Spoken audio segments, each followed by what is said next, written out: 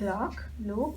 When you see this line 1 comma 5, so we know this is the starting value. When this value reaches 5, it is going to stop. When you analyze this question, you can say that we have to subtract 1, 2, 3, 4 from 100. That is what is basically going to happen, right? So if you don't understand that, I'll start doing the question so you will understand it. In initializing part, so in the first line we have initialized x with 100. So x has 100 now. So now we have, so from here we have come to the loop. So here for I in range 1 to 5. So I is initialized with value 1 and the ending value is 5. Another thing, that this loop is going to run 4 times. How? You can just keep on counting 1, 2, 3, 4, and then when it reaches 5, it is going to stop. So it is only going to run 4 times as it is starting from 1. 5 minus 1. 5 minus 1 is 4. So that means this loop is going to run 4 times. This loop is going to run. If we start this code, x equals x minus I. That means x is going to get replaced by x minus I. X minus I. X minus I. 100 minus 1 is 99. So then it will loop again. Okay, now i's value is going to be 2. X equals x minus I. 99 minus I. 97. Then again it will go to the top. I is going to get increased. That means from 2 it is going to be 3. Now this part, x minus I. 97 minus 3. Then again I is going to get increased. This is actually going to be ending value. Let's see. 99 minus 4, 90. And then it will again go to the top. I's value is 4 now. So after that it is going to be 5. So as I said, when it reaches 5, it is going to stop. So it will come out of this loop and it will print x. We have 90 in x, so the answer for this is 90.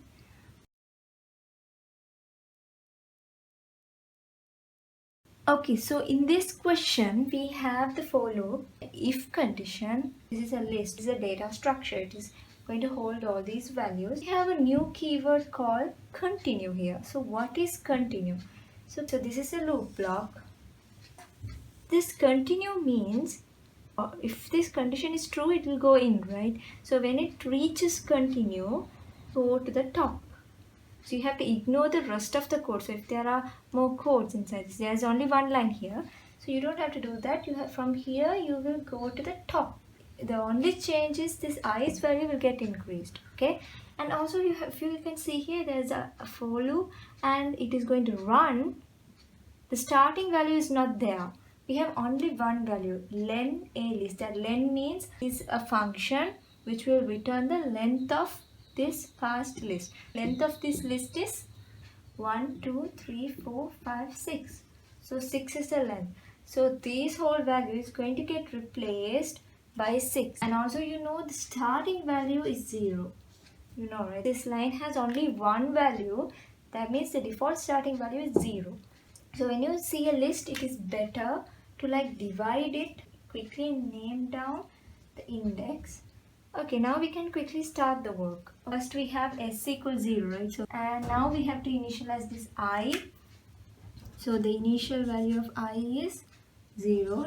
So in this block we can go and run the code. So first line says if a list I is greater than 10. So I is 0, right? So a list of I means in this list 0th value is 2. So 2 is greater than 10. Then false, so it will go here. This is actually another if block. Here it will skip the block. It will go here. S equals s plus a list I. So now we are going to increase the s's value with a list of I. 2 plus s is going to get replaced. 2 plus s has 0 initially, so this value is 2 now. After this code, we will go to the top. I's value is going to get increased to 1.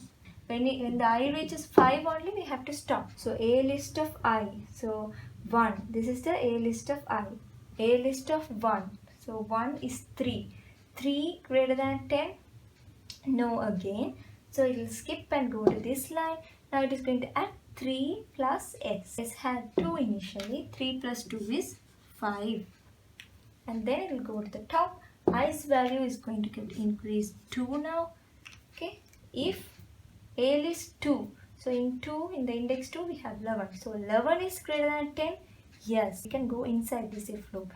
It has a continuous statement. So now what happens? From here, it will go to the top here.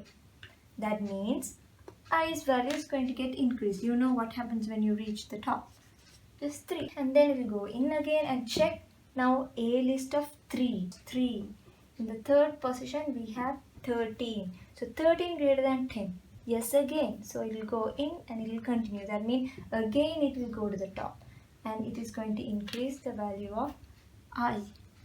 And then if a list of 4, in the fourth index we have 5. 5 greater than 10? No. So it will come here. It is going to add that 5 with s. So 5 plus 5 is 10.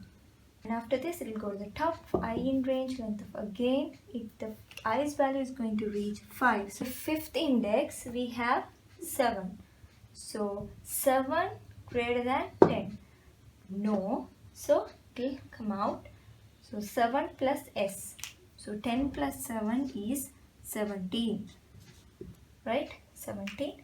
And then it will go to the top. You know, it is going to change this to 6. So 6, when it reaches 6, that means we have to stop this. That means we have to stop this loop and it will go to the next line, which is a print statement, print s. We have 17 in s. So the answer for this is 17. Now I'm going to tell you a shortcut way to do this question, as it is a first part question. Okay, you know that this means it is going to iterate through all the elements in the list, and it is checking if that element is greater than 10. If it is greater than 10, then continue. Otherwise, we are adding that element to a variable that is like a total. We have initialized it with 0 and then we are just adding it.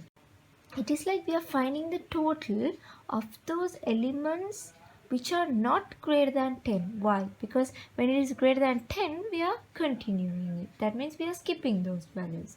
So when the value is not greater than 10 only, it is reaching this line. These two values, 11 and 13, are greater than 10. So only these values are going to reach this continuous state. Then only this condition will get true and it will reach this continue, and then it will go up. All the other values are going to reach this statement, which means we are like going to find the total of 2, 3, 5, 7. 7 plus 3, 10, 15 to 17. See, we got the answer 17. So this is like a shortcut to do this question without writing and keeping track of the question. So if you think this is not easy for you, then you can, of course, you can try this way, but still you should be able to do the question as more fast as this question is a first part question.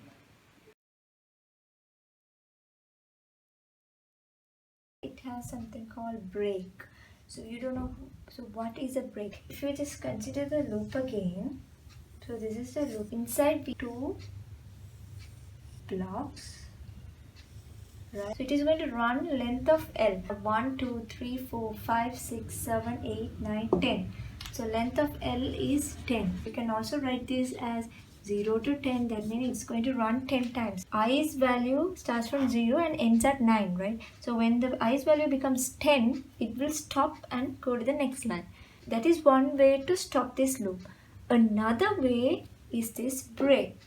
So what break does is, when you reach this break statement, it will go out of this loop and go to the next line. So it is another way to break. It is basically breaking out from the loop. Divide this, so it is easy to find the values. We can start, this is the starting value. We have x and the value in x is 0. Then for I in range length of L, I with the starting value 0. If Li is less than 0, Li means 0th element in this list. 1 condition is 1 less than 0 is false. So from here it will go to the next if condition. 1 greater than 10, no again. So from here it will go here and it will increase x with the value 1. So x plus 1. So in x we have 0, right? So 0 plus this 1. So this will become 1. After this, it will again go to the top and increase i's value to 1.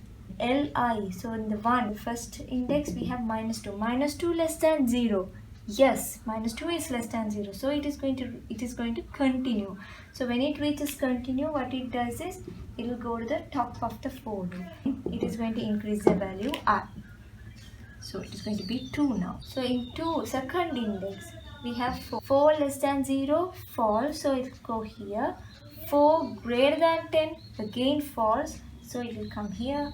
And it is going to add that 4 with x. So 4 plus 1 is, after this, it will go to the top.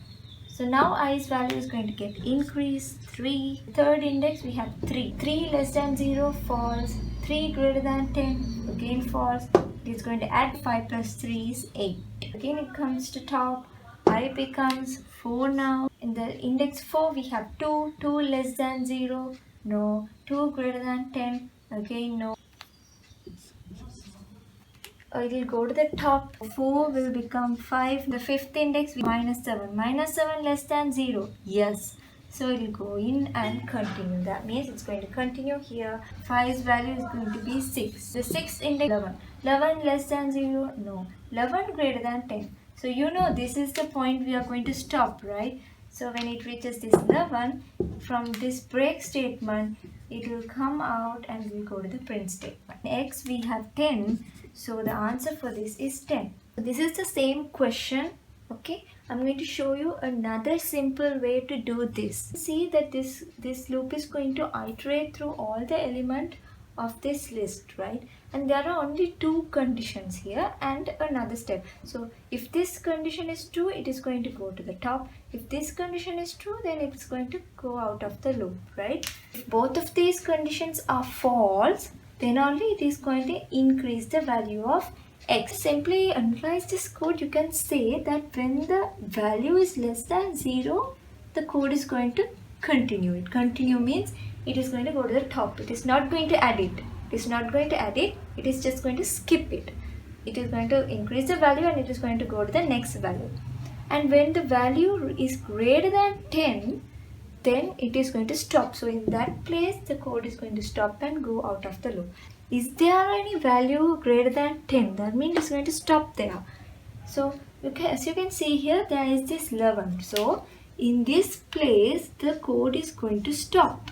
When there is a value less than 0, it is going to continue. That means it's going to skip that value. Among these values, there are 2 values, minus 2 and minus 7. They are less than 0. So it is going to skip these values. So we can cut. So we don't have to consider these 2 values. What do we have next? We have this 1, 4, 3 and 2. Only these 4 values are going to reach this statement. So if we add this value, we will get the answer. Say 4 plus 1, 5, 3, 8 plus 2, 10.